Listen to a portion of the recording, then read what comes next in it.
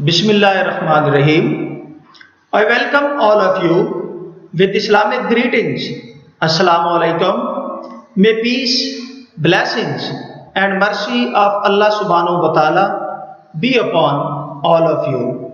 Today, our topic is the impact of the First World War on the Indian subcontinent.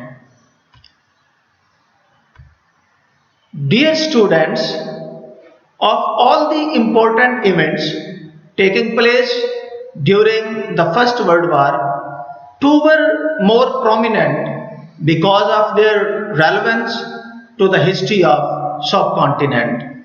Hence, they call for attention.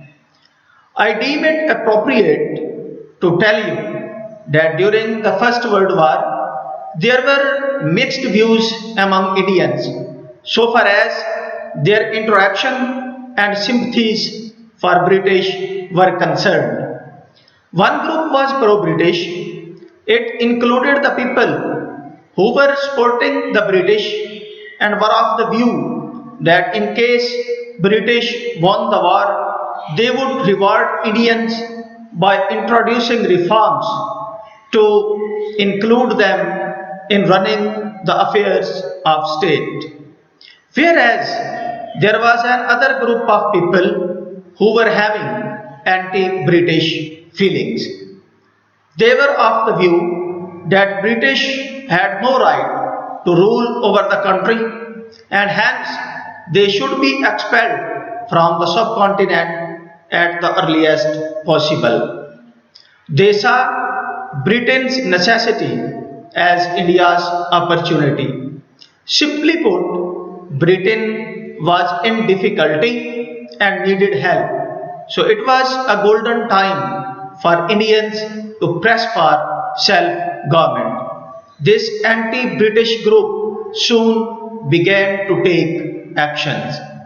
The major anti-British developments during that period were: number first, in 1913, Mutiny Party was set up by Lala Hardale, who was in exile in America and was strongly against the idea of British running the country. But unfortunately, this party failed to achieve its aims and objectives as majority of its members were betrayed and some were killed in a battle with Indian police in 1915. In the same year, another planned uprising was quelled or put down by British. Number second, Silk Letter Conspiracy. This conspiracy was hatched by a small clique of Muslims between 1913 and 1920 aimed at freeing India from the British rule by forming an alliance with Ottoman Turkey, Imperial Germany and Afghanistan. From the British point of view, the key plotters were Maulana Mahmudul Hasan and Maulana Ubaidullah Sindhi.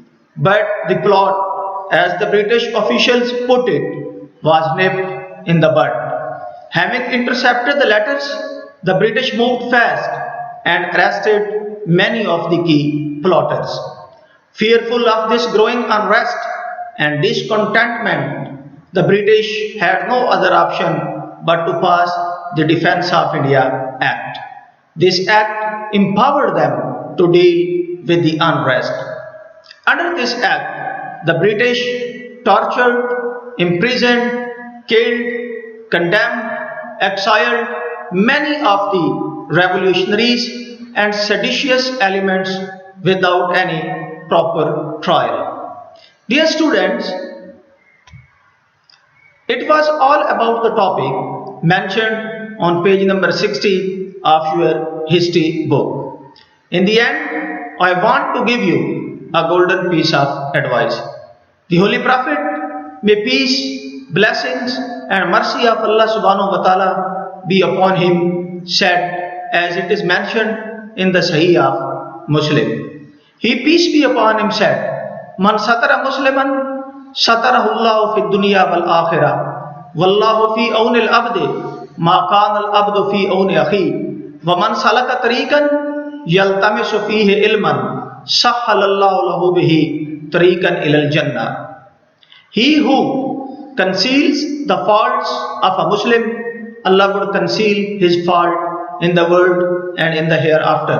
And Allah is at the back of a servant so long as the servant is at the back of his brother. And he who travels a path in search of knowledge, Allah makes easy for him a path to paradise. Stay blessed, stay protected. Allah Hafiz.